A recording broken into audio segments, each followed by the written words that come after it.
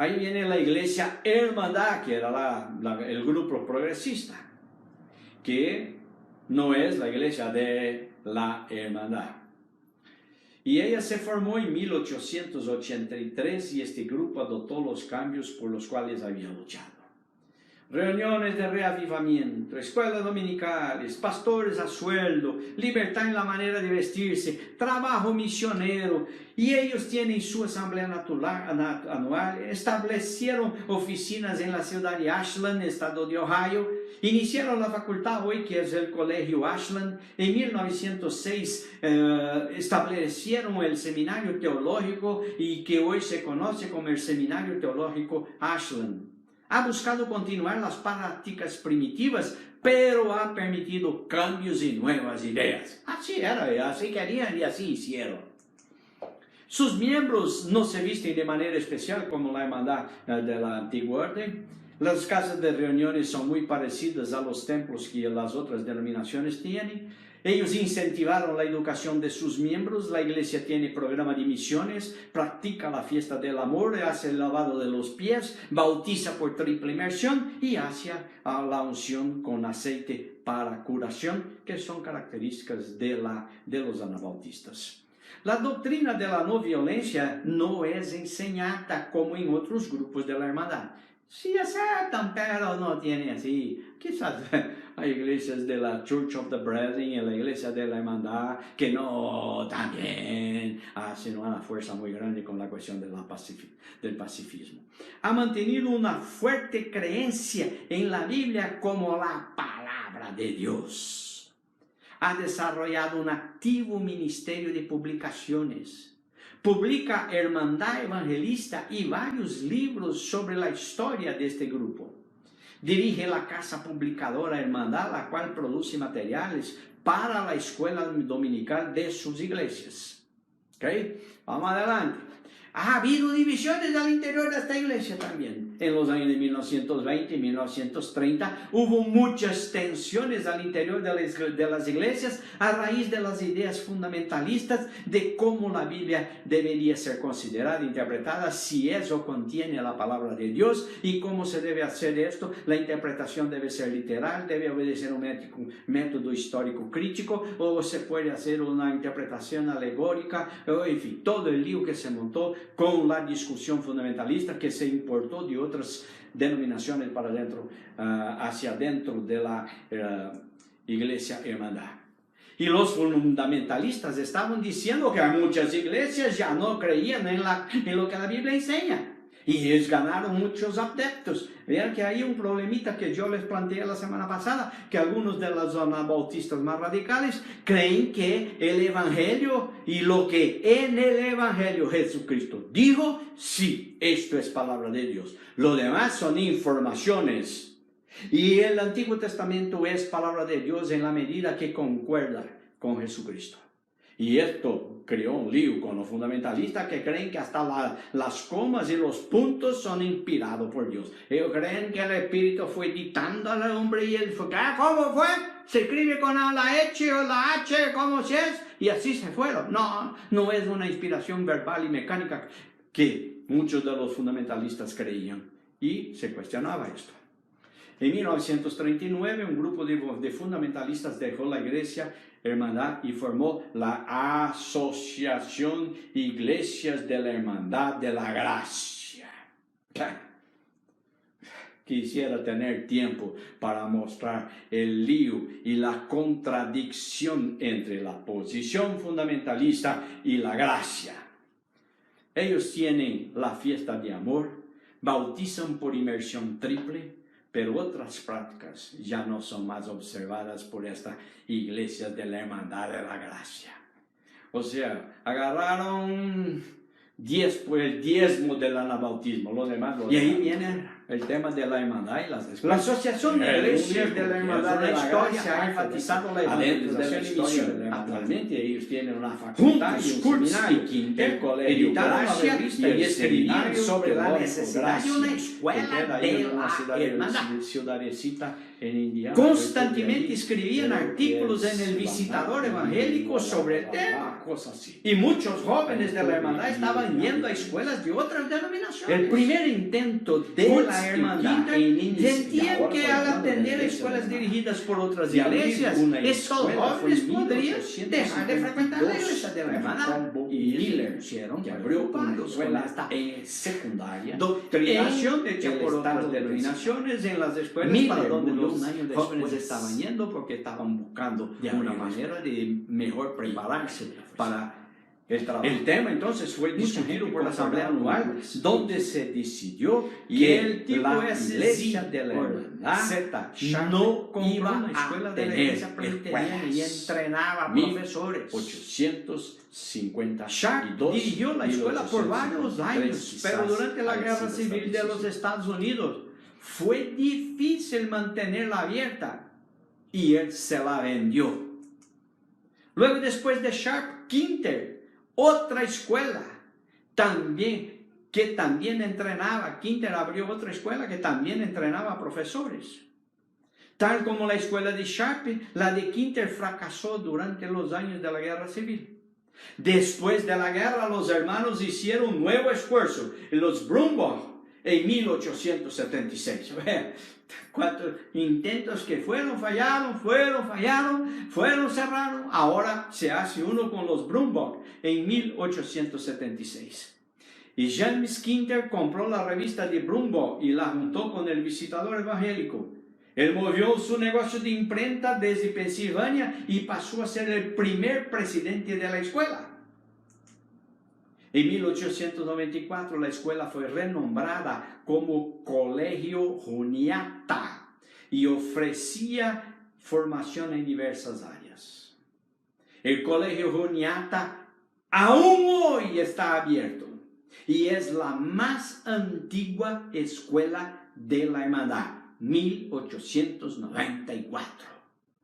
Más de 110 años, 114 años, si no me falla los cálculos acá ahora. La hermandad hizo varios intentos de iniciar otras escuelas, además de las que hemos puesto acá. Y entre los años de 1852 y 1923, la hermandad empezó 39 escuelas. Y hoy, si los números no cambiaron, solo tenemos 8 funcionando, de 39. A excepción del Seminario Teológico Betania, el Bethany Theological Seminary, ninguna de las universidades de la Iglesia de la Hermandad es propiedad o es operada por la Iglesia de la Hermandad. Al contrario, las escuelas son operadas por una junta de gobernadores que mantiene relación muy estrecha con la iglesia de la hermandad. Hacen esto en nombre de la iglesia, utilizan el nombre, pero no son de la iglesia y la iglesia no tiene poder de decidir cosas ahí adentro.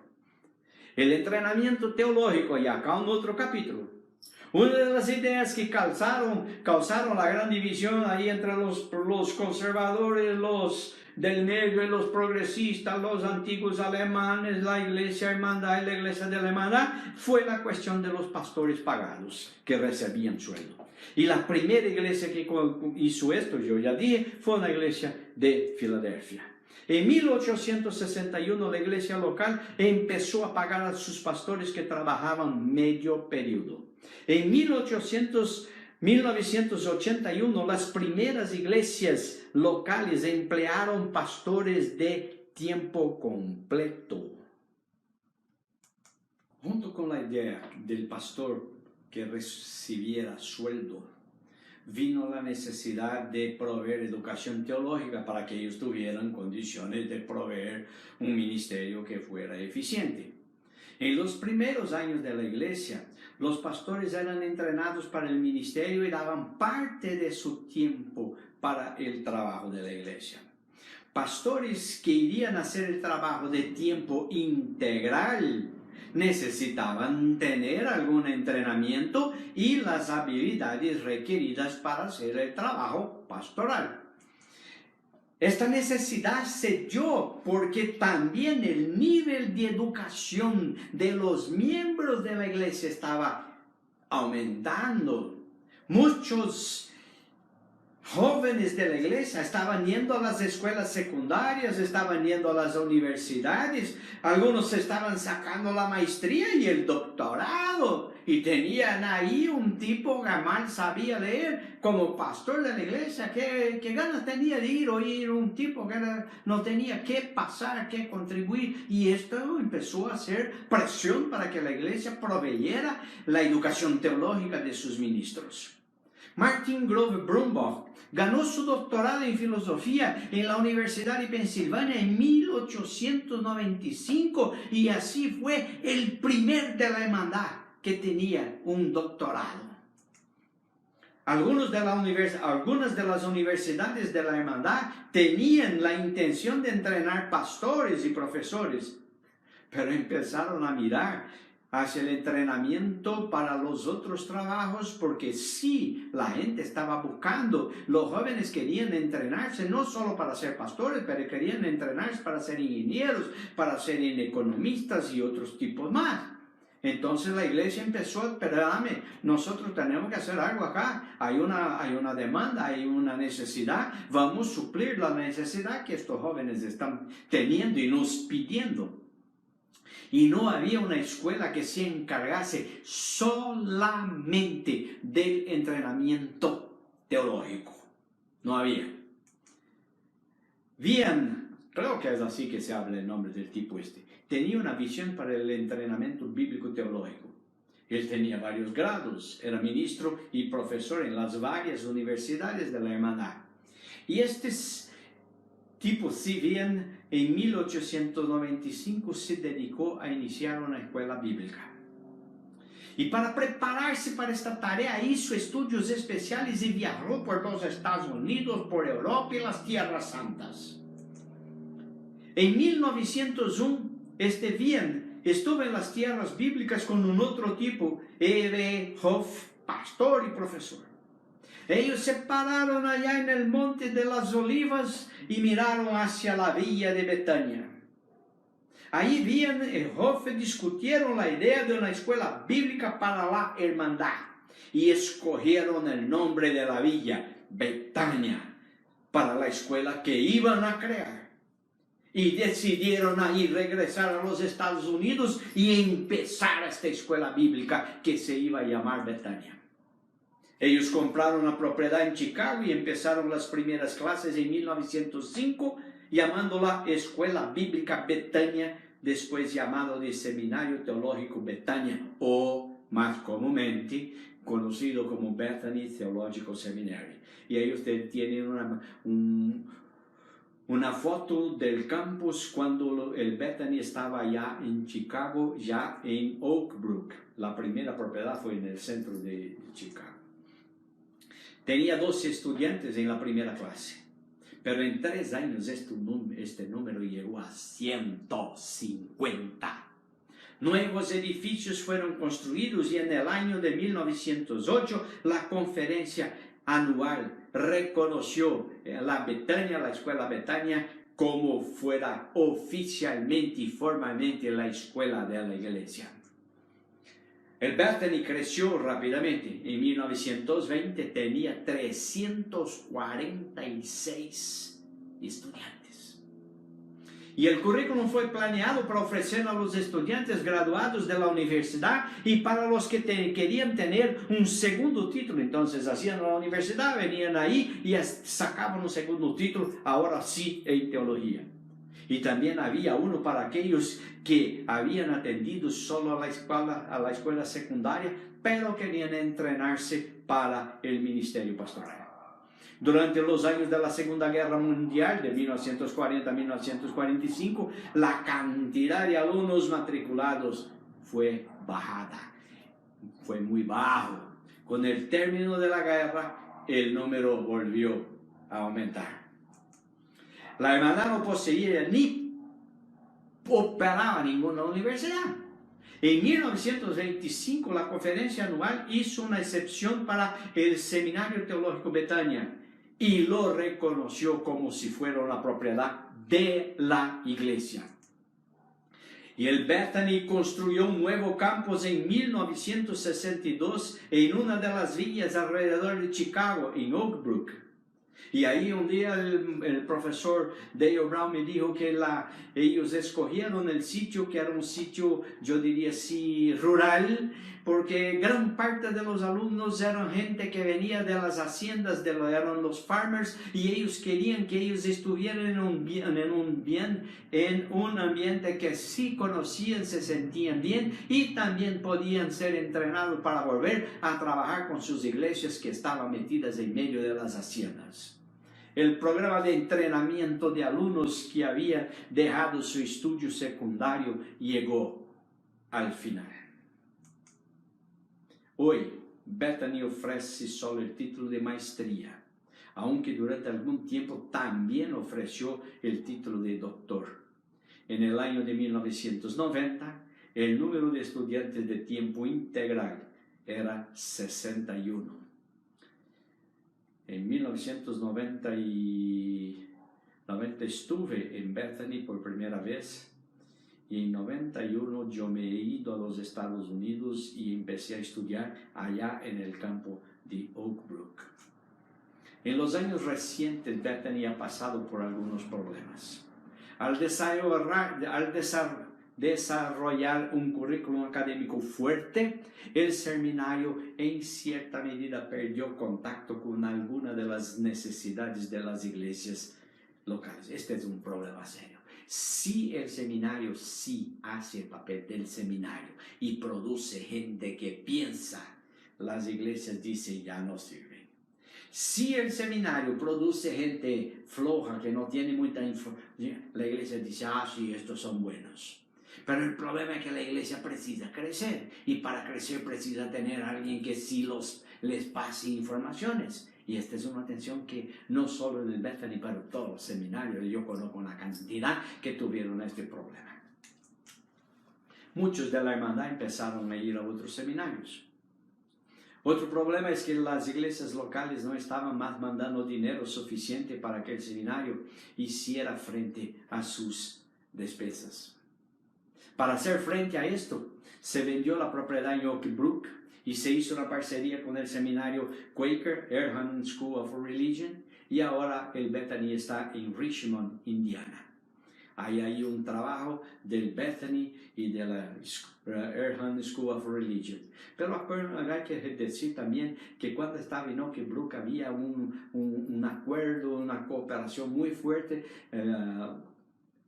del Bethany Theological Seminary con el Northern Baptist Theological Seminary, que era el seminario bautista. Se cruzaba ahí una puente y se estaba al otro lado, y los cursos que se hacían allá servían acá, y los cursos que se hacían acá servían allá. El impacto que el seminario tuvo en la vida de la iglesia fue muy grande. En 1891 había solamente una iglesia de la hermandad que tenía un pastor pagado por tiempo completo. En 1940 había más de 600 iglesias locales que pagaban sus pastores, muchos de los cuales habían sido entrenados en Bethany. El incremento del costo de vida ha hecho que las iglesias tengan dificultad para pagar por tiempo completo, pero la necesidad de tener pastores entrenados es aceptada por la iglesia. Ahora bien, entonces, las iglesias empezaron a tener problemas para pagar el pastor de tiempo incompleto, pero no disminuyeron la necesidad de tener pastores entrenados. Tenían pastores pagados de tiempo completo, ahora tienen pastores de medio tiempo, pero el entrenamiento de acá y el entrenamiento de acá es fuerte y es requerido.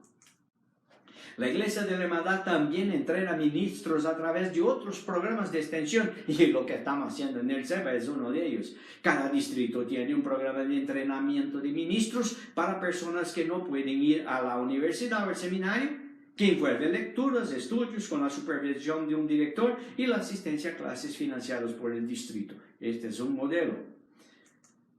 La hermandad tiene un programa de extensión operado por el seminario. De esta manera, líderes que no tienen oportunidad de ir al seminario pueden ser entrenados, como es el caso de ustedes.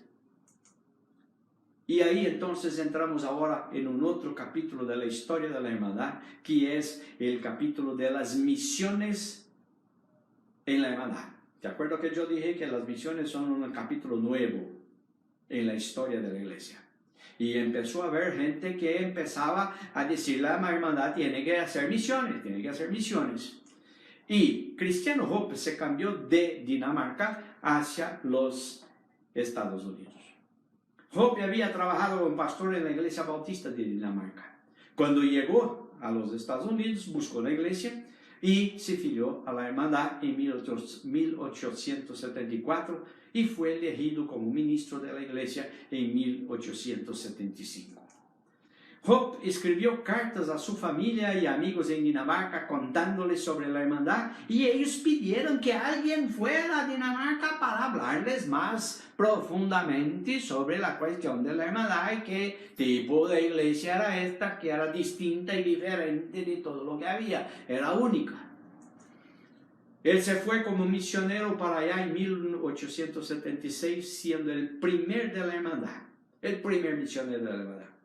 Con él se fueron también dos ancianos, Enoch Eby y Daniel Fry, bajo la autoridad de uno de los distritos de la hermandad. Fueron enviados por un distrito, por las iglesias. La asamblea anual aún no había aprobado las misiones internacionales, pero el distrito sí dijo, vaya con nuestro apoyo, con nuestro soporte. En 1880 la asamblea anual organizó una junta especial para apoyar el trabajo misionero. Hope permaneció en Dinamarca por 10 años, y aunque Eby y Fry permanecieron menos de un año, él se quedó más tiempo, 10 años. Cuando Hope regresó a América del Norte, él dejó trabajo bajo la dirección de líderes locales. Con el pasar del tiempo, muchos de la hermandad danesa se cambiaron para los Estados Unidos. La misión en Dinamarca fue clausurada en 1955. En cierta medida fue lo que pasó con el principio de la iglesia de la hermandad. Empezaron en Alemania, en Schwarzenau, y después se movieron, a los Estados Unidos, y no quedó nadie allá. Y tanto es así que no hay iglesia de la hermandad en Alemania, hasta donde yo sé hoy. El segundo intento misionero de la iglesia fue en Turquía, Suiza y Francia. Y el primer misionero de la hermandad enviado a Turquía en 1895 fue D.L. Miller, que había viajado por Europa, hizo algunos contactos en Turquía, y que llevaron entonces la iglesia a mandar Gastón Ferken para trabajar en Turquía. Ferken también empezó un orfelinato y 2 iglesias locales en Turquía. El trabajo misionero en Turquía enfrentó problemas. Ferken no se manejó muy bien, enfrentó persecuciones por parte del gobierno, y en 1889 la misión de la hermandad sacó Ferken de Turquía y lo puso para trabajar en Suiza y Francia. ¿Okay? Entonces hubo un problema ahí con Ferken, y que no... Parece que el tipo era medio raro en las relaciones. No sé bien qué es lo que pasó, pero sí hubo problema y lo sacaron de ahí. El trabajo misionero en Turquía permaneció bajo el liderazgo de un líder local y fue finalmente clausurado en 1909. En Suiza y Francia, Ferken pudo conseguir algunos seguidores, y en 1904 habían 57 miembros en 2 puntos misioneros. En 1907, Ferken dejó la hermandad para afiliarse a otra iglesia, dejando el trabajo sin liderazgo. Aunque otros misioneros hayan ido a Francia, el trabajo allí en Suiza fue clausurado en 1912. En India, en 1895, Wilbur, María Stover y Bertha Ryan se fueron a India.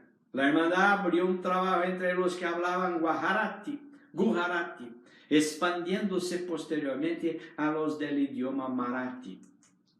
El objetivo era predicar el evangelio y atender a las necesidades de la gente. Abrieron un orfelinato.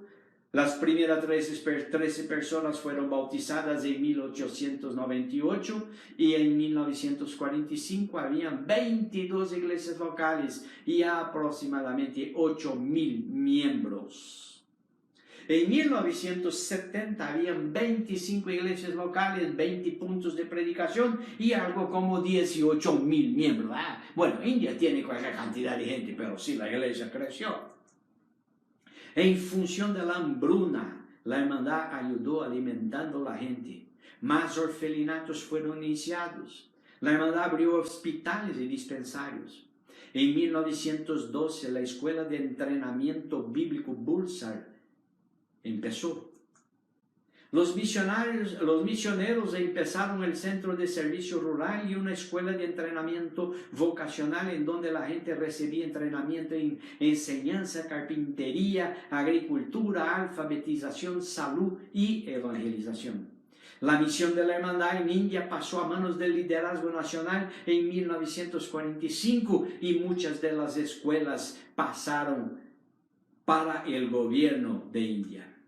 En 1970, la iglesia de la hermandad en India se juntó con otros 5 grupos de iglesias y se organizaron en la iglesia del norte de India. Los de la hermandad jugaron un papel importante en la organización de la iglesia del norte de India. Reverendo Krishna Shari, pastor de la hermandad de India, pasó a ser el primer obispo del distrito de Gujarati en la iglesia del norte de India. Y acá una cosa interesante, ahora teníamos un obispo, pero ya no era de la hermandad, pero sí de esta iglesia del norte de India. Hasta 1984 la iglesia de la hermandad tenía misioneros trabajando con la iglesia del norte de India y aún mantiene hasta hoy estrecha comunión con la iglesia. Ya no es de la hermandad, pero continúa teniendo la relación fraternal y de cooperación con la iglesia. En China, en 1908, 3 familias se fueron a China. Frank y Anna Krumpacker, Emma Horning, en George y Anna Hilton, y empezaron la misión en el norte de China. Construyeron escuelas, hospitales e iglesias, y cuando hubo olas de hambruna y enfermedad, ayudaron con medicina, comida y desarrollo agrícola. Vean una cosa que habla ahí atrás. Nosotros somos una iglesia de servicio. A la iglesia de la hermandad yo la defino como una iglesia que como si fuera una ave, un pájaro. Ella vuela con 2 alas. La ala de la devoción, de la predicación, de la instrucción, pero la ala de la atención a las necesidades de la gente que está a la vuelta. Es la devoción, es el servicio. Estas 2 alas juntas hacen con que la iglesia vuela. La iglesia no puede volar con una ala sola. En 1918 abrió una estación misionera en el sur de China, donde era más difícil. Después de 30 años de trabajo, habían 340 miembros en 55 villas y una escuela con 270 estudiantes. 30 años, 340 miembros. Distinto de lo que pasó en India, así que no hay una regla que se aplique a todos. En India creció, en China se costó para hacer. Hubo hambruna en India, hubo hambruna en China. 2 modelos diferentes, 2 crecimientos distintos, 2 maneras distintas de recibir el evangelio. Las misiones de la hermandad en el sur de China se juntaron a la iglesia de Cristo en China en 1949, pero la del norte de China, que tenía unos 3,000 miembros, no lo hizo. En 1937 los japoneses invadieron y gobernaron China y los misioneros de la hermandad tuvieron que huir de algunas villas, solo regresando en 1946, cuando la guerra terminó. Ellos empezaron muchos trabajos de ayuda, incluso trayendo vaquillas por el proyecto Heifer. Pero en 1949 los comunistas tomaron el control del gobierno de China y toda la hermandad tuvo que dejar el norte de China en 1951 y ya no pudieron regresar más. Nigeria. En 1923 la Iglesia de la Hermandad inició el trabajo misionero en Nigeria enviando a Harold Stover, Coop y Albert Helser para trabajar en la parte norte del país. El trabajo en Nigeria se hizo con énfasis en la predicación, enseñanza y curación. Y acá me llama la atención una cosa. Se fueron para India, en el norte. Se fueron para China, en el norte. Se fueron para Nigeria, en el norte. Hay quizás alguna predilección por el norte, no sé, pero me llama la atención. Empezaron comunidades, construyeron templos, fundaron escuelas y hospitales. En poco tiempo el trabajo prosperó y varias villas fueron alcanzadas. Hoy la iglesia en Nigeria tiene su propio gobierno y se llama Eclesiar Unua en Nigeria y la sigla es EYN y es más grande que la iglesia madre de los Estados Unidos hoy. Puerto Rico. Durante la Segunda Guerra Mundial muchos de la hermandad rehusaron a juntarse al ejército. Estaban dispuestos a trabajar en proyectos que pudieran ayudar a otros y fueron enviados a Puerto Rico para ayudar al gobierno en proyectos de desarrollo. 2 médicos se fueron a Puerto Rico, Daryl Parker y Carlos Kaufman. A través del trabajo de ellos, un hospital fue abierto en 1942 y empezaron a tener cultos en el hospital y de esto hubo la formación de una iglesia local de la hermandad en Puerto Rico. En 1959 el hospital fue reconstruido, la iglesia local pasó a ser parte de la iglesia hermandad en los Estados Unidos. En 1976 el hospital pasó al control de la Junta de Gobierno local y la iglesia de la hermandad ya no más estaba encargada de este hospital. La iglesia local de Puerto Rico es parte de la iglesia de la hermandad de los Estados Unidos. Ecuador. Benton y Ruby Rhodes se fueron al Ecuador en 1946 y la primera iglesia fue organizada en 1953. La misión incluyó escuelas primarias, secundarias, alfabetización de adultos. Servicios médicos, agrícolas y de desarrollo comunitario fueron parte del trabajo misionero desarrollado por esta pareja. Los proyectos de desarrollo en Ecuador pasaron al control de una fundación llamada Fundación Brethren y después pasó a ser Fundación Brethren Unida y yo estuve ahí, conozco el trabajo y tiene ahí una hacienda para laboratorio de semillas y todo más y conozco esto bien. La fundación era dirigida por 2 misioneros y 7 personas del Ecuador. El trabajo de la fundación era supervisar los trabajos agrícolas y médicos y educacionales de la hermandad. Y se transformó en la Hermandad Unida del Ecuador. Hoy día esta es una iglesia autónoma, la Iglesia Unida del Ecuador. Conozco y estuve ahí y he sido invitado para trabajar con ellos, pero no lo hice. En 1964 habían 6 iglesias locales con aproximadamente 300 miembros. Ellos se juntaron y organizaron la Iglesia Evangélica de la Hermandad. Un año más tarde, estas iglesias locales se juntaron con iglesias de otras misiones y organizaron la Iglesia Evangélica Unida del Ecuador, que es la que yo conozco. Misiones y proyectos de la hermandad del 1955 a 1989. Hasta 1955 la idea principal detrás de las misiones era ir a otro país y empezar iglesias locales de la iglesia de la hermandad. También se iba para el ministerio social en programas como escuelas, agricultura y servicios médicos. En 1955 la Asamblea Anual decidió cambiar esta estrategia misionaria y al contrario de empezar nuevas congregaciones locales, los misioneros deberían trabajar con iglesias ya establecidas en el país. En los sitios en donde la iglesia de la hermandad había empezado iglesias, los líderes locales tendrían total control sobre el trabajo. Y a este trabajo se llamaba mutualidad en misión.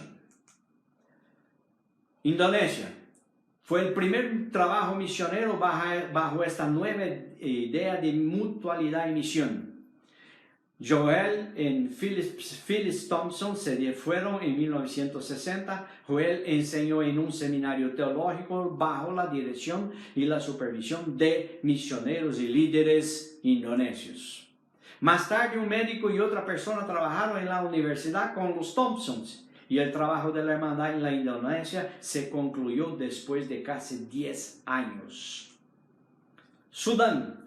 La misión de la hermandad en Nigeria incluyó el programa llamado LAFIA, que propicia cuidados con la salud. El Ministerio de la Salud de Sudán supo acerca de LAFIA y pidió a la hermandad para llevarlo a Sudán. En 1980, Roger y Carolina Schrock se fueron a Sudán para iniciar el programa de salud. Schrock había sido el primer director de LAFIA en Nigeria. El programa de salud en Sudán creció de una persona encargada en 1980 a 26 personas involucradas en 1983. Vea cómo el programa creció. A raíz de la guerra civil en Sudán, los misioneros tuvieron que dejar el país y el programa de salud continuó, pero de forma reducida. Una nueva fase del involucramiento de la hermandad en Sudán empezó en 1991. Roger y Carolina Schrock regresaron a Sudán para trabajar en el trabajo de ayuda. Roger trabajó como secretario ejecutivo del recién formado Consejo de Iglesias de Sudán. Ayudó a planear el ministerio para las iglesias en la parte sur del Sudán. En lo que pese la guerra, las iglesias en Sudán están creciendo. América Latina. La hermandad inició trabajos de misión mutua en América Latina y la hermandad se coordinó con la Iglesia Pentecostal de Cuba, la Misión Cristiana Pentecostal en Nicaragua y la Iglesia Bautista Emanuel en El Salvador.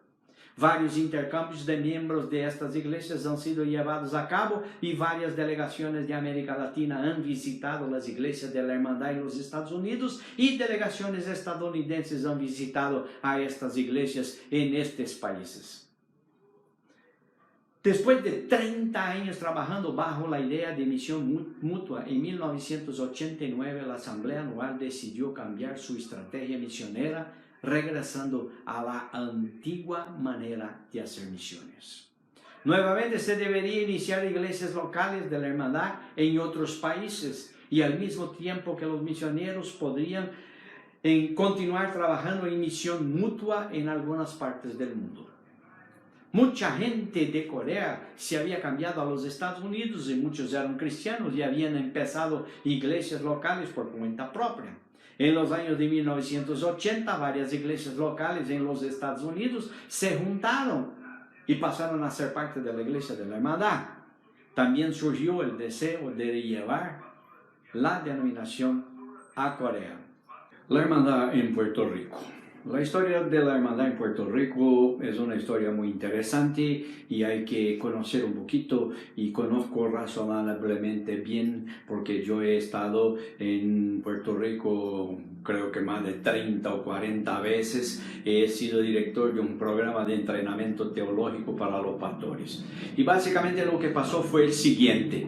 Hubo un huracán y mucha destrucción y todo, y unos miembros de la iglesia de Puerto Rico decidieron ir a República Dominicana para ver cómo podían ayudar. Ahí fueron y entraron en contacto con cualquier cantidad de pastores, 13, 15 pastores, todos ellos pentecostales, que habían sido,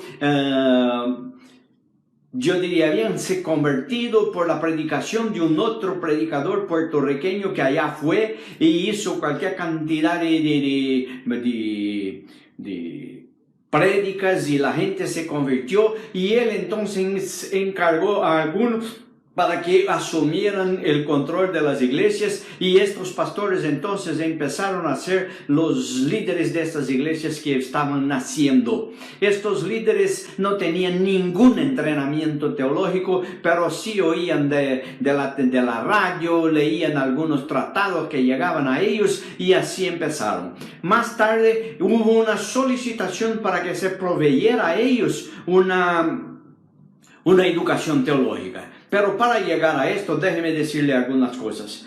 La hermandad en Puerto Rico ha evangelizado en la vecina República Dominicana y tuvo suceso al coordinar con iglesias ya establecidas y empezar iglesias locales. Hoy día, la iglesia de la hermandad en la República Dominicana tiene su propia estructura y su propia administración.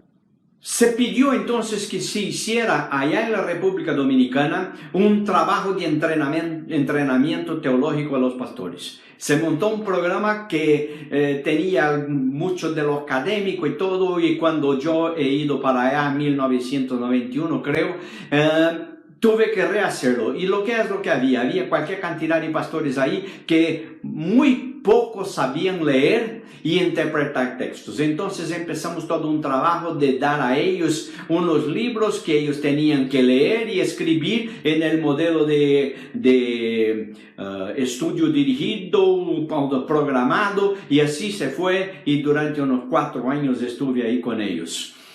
No hubo muchos progresos. Y no hubo muchos progresos porque esto no solo se aplica a los de la República Dominicana, pero también se aplica a otras situaciones, e incluso yo he sufrido esto, y lo voy a decir después, en Brasil.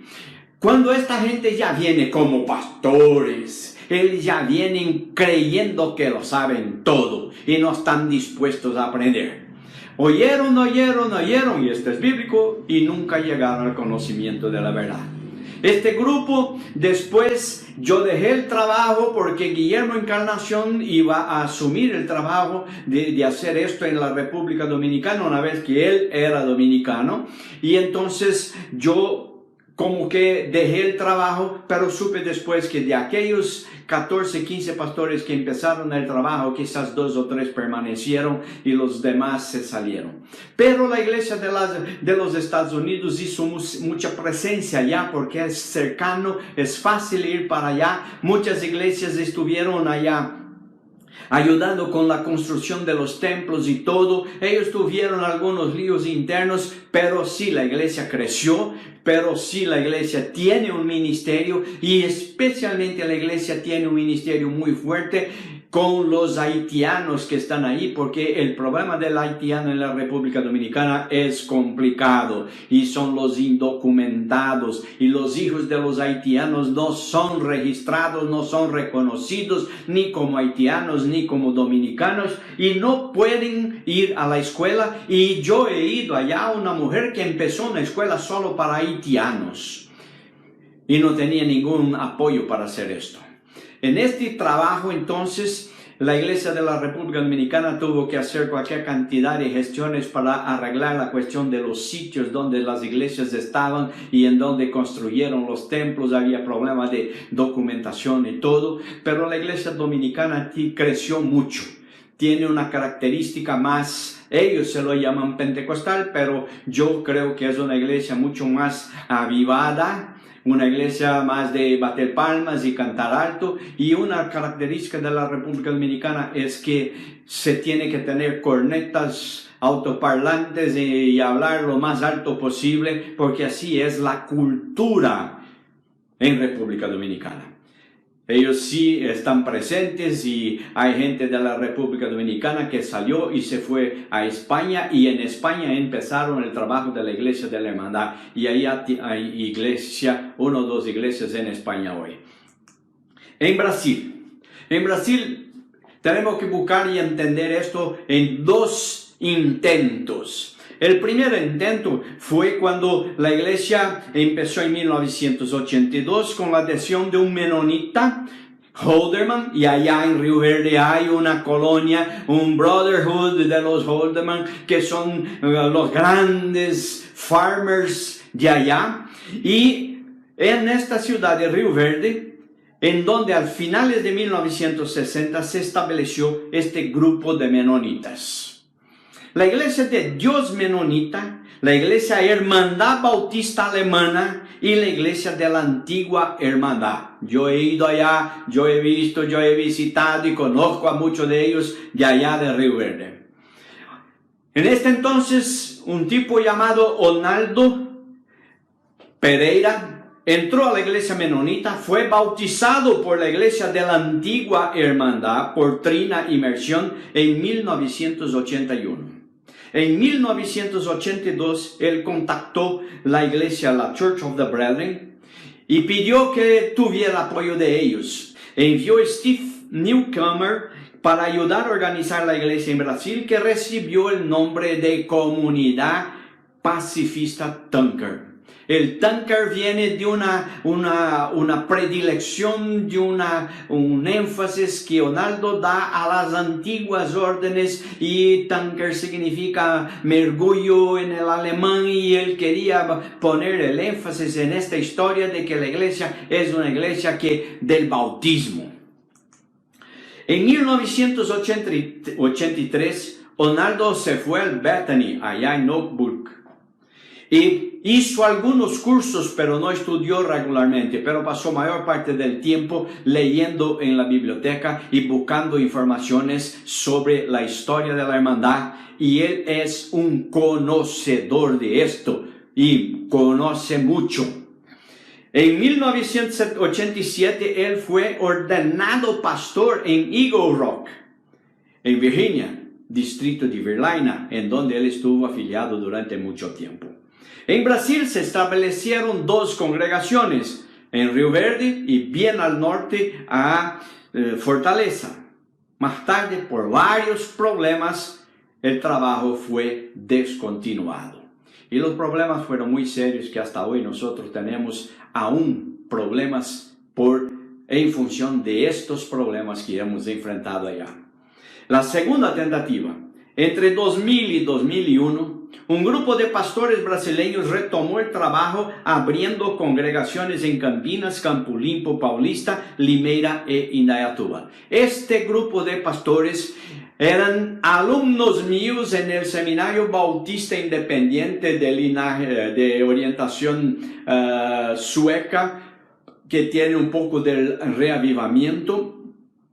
Y eran muy buenos alumnos, y yo entonces empecé a compartir con ellos sobre la hermandad, sobre las características de esta iglesia. Se entusiasmaron y pidieron para que nosotros estudiáramos más esto, y de ahí nació el deseo de que este grupo de 5 pastores fuera el grupo que iniciara el trabajo. Entonces, yo he ido al board. Ellos me dieron la autorización, empecé el trabajo en el Brasil, pero yo tuve problemas con este liderazgo inicial y con la estrategia. Eran gente que ya tenían sus vicios en las iglesias anteriores. Tenía gente que tenía otros sueños en la iglesia de la hermandad.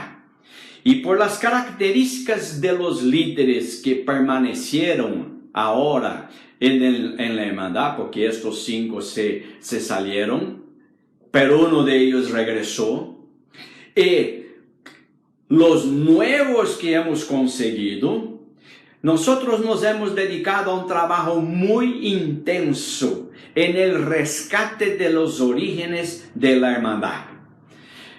Hemos hecho esto estudiando, trabajando, conversando y agarrando lo que existe en el pasado, transportando para el presente, de tal manera que nosotros podamos tener una iglesia anabautista brasileña que tenga sus bases en el concepto anabautista de iglesia, pero que se adecue, pero que se ajuste a la sociedad brasileña.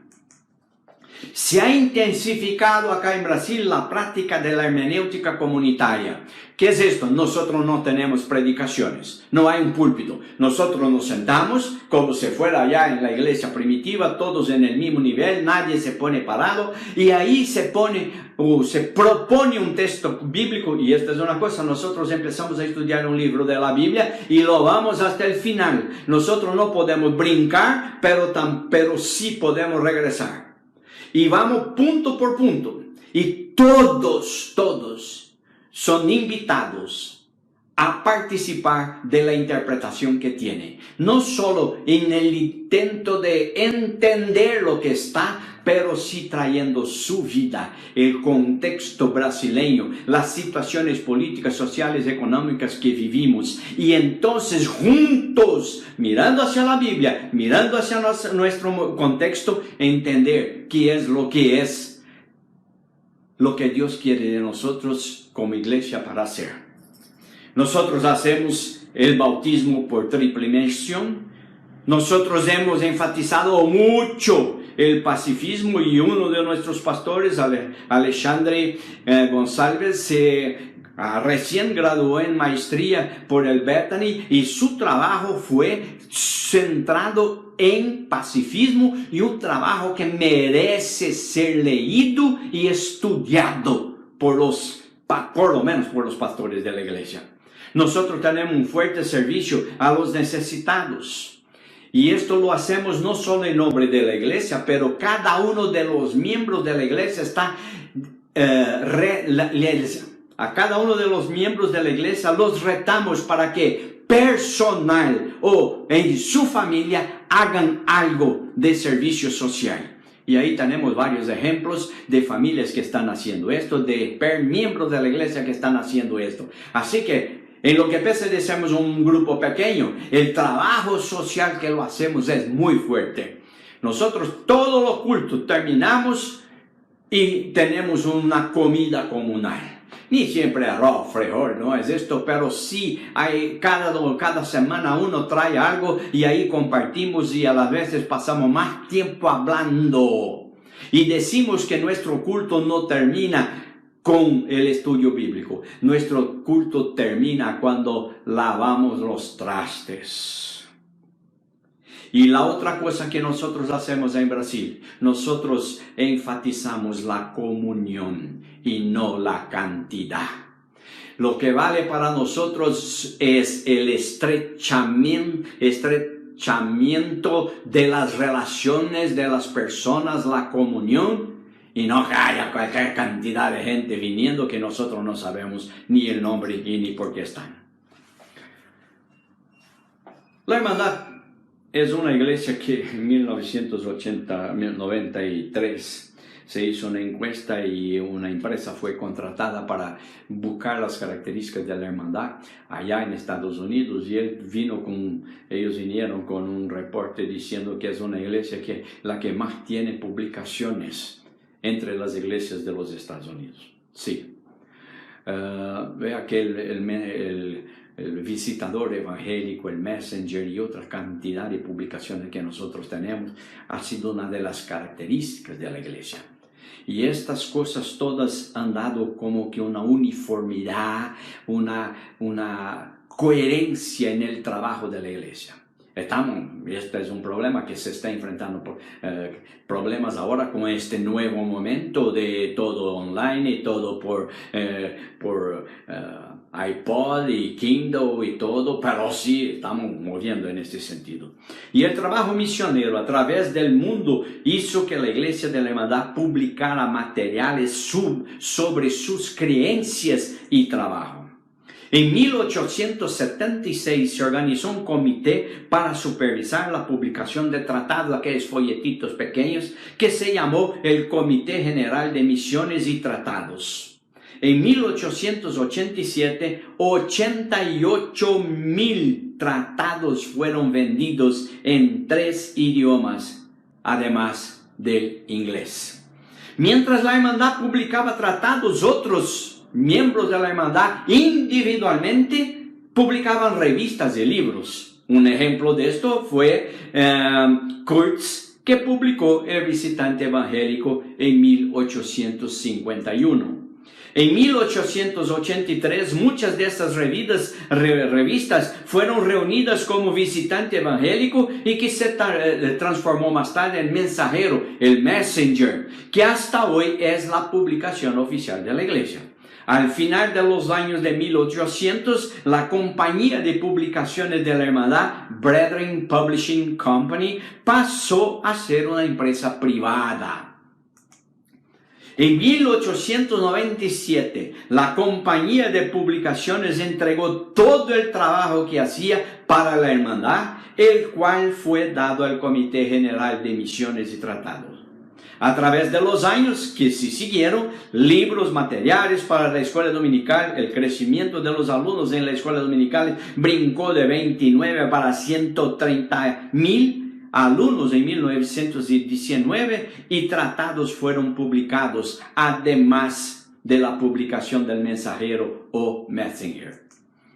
El trabajo de publicaciones de la hermandad cambió varias veces de sitio y de nombre, hasta que hoy ya no hace ella misma las publicaciones, pero contrata imprenta para que hagan y ellos se lo venden. Y cuando usted va a la conferencia anual, usted ve ahí la cantidad de cosas que el Brethren Publishing Company tiene ahí, o creo que se llama Brethren Publishing Press, para que lo tengan y puedan comprar.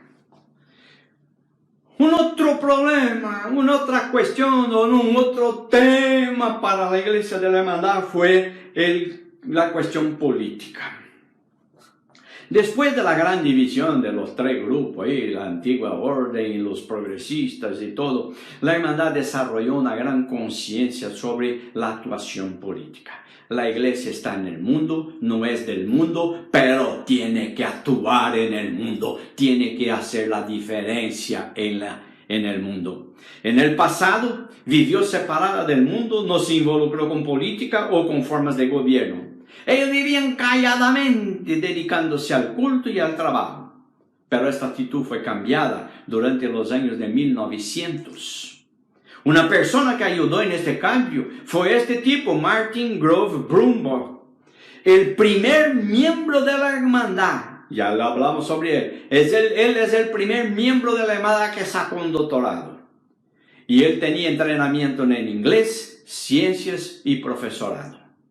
Brumbaugh fue miembro de la hermandad, sirvió como ministro anciano y presidente de la Universidad Juniata entre los años de 1895-1906 y entre los años de 1924 a 1930.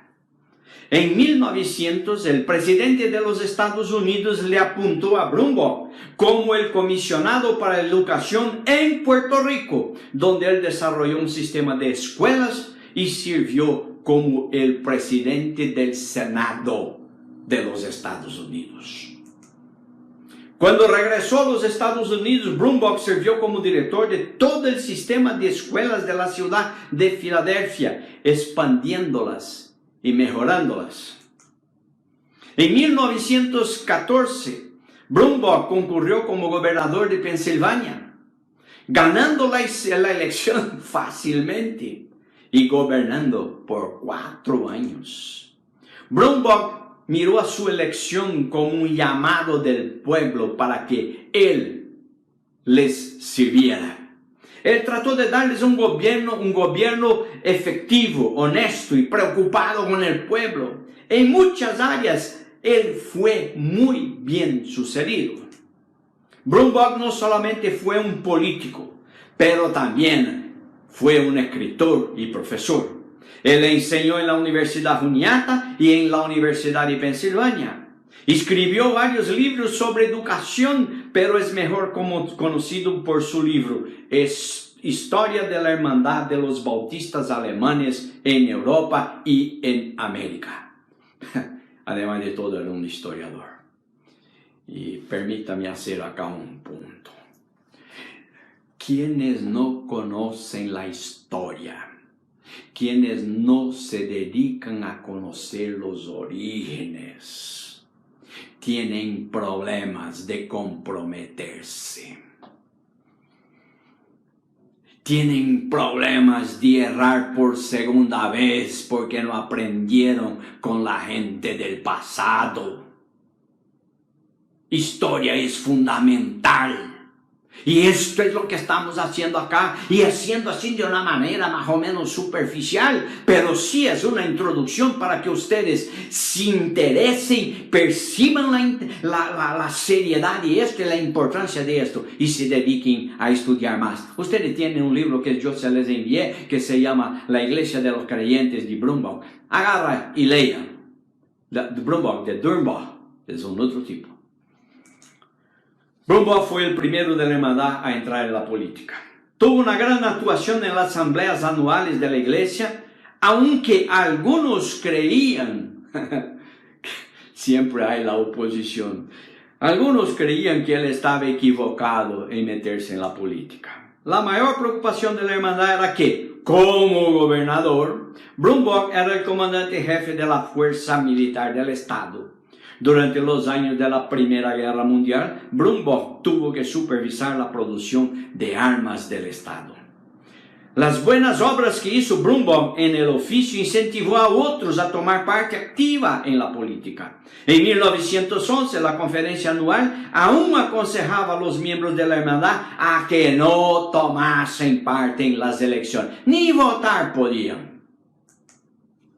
Pero en 1915 la conferencia anual eligió Brumbaugh en su elección para gobernador. 2 años más tarde de la conferencia aconsejó a todos de la hermandad a que fuesen ciudadanos útiles y leales.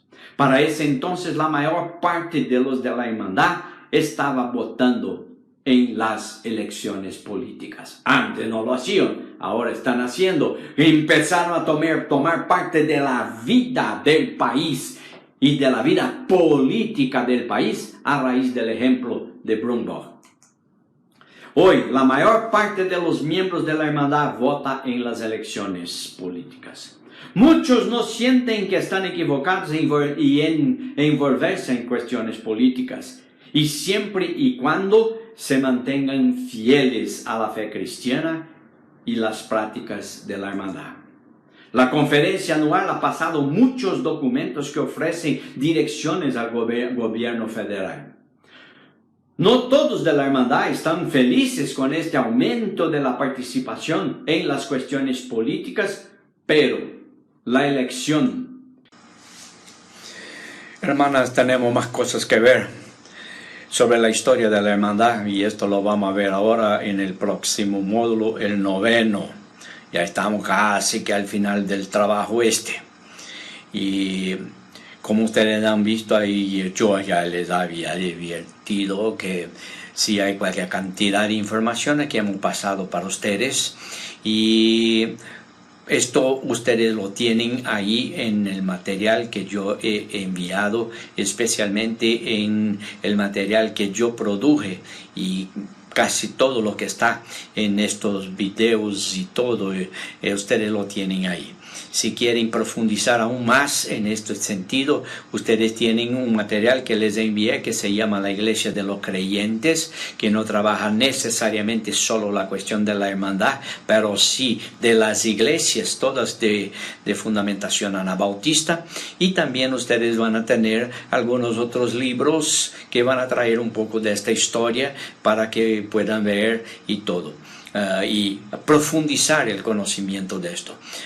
Si ustedes quieren, yo voy a buscar alguna bibliografía más reciente sobre esto. Yo he oído que ha salido alguna cosa de un tal de Ballman, creo, y es muy interesante porque él hace una historia social del anabautismo y de la iglesia de la hermandad, y es un enfoque un tanto cuanto distinto, porque yo lo hice a la primera parte desde un enfoque un poco más filosófico, y este enfoque que trae la cuestión sociológica sí es muy importante para que la gente para que nosotros tengamos una idea de cómo también la hermandad se manejó en diferentes contextos. Entonces, hasta la semana siguiente y que Dios me las bendiga.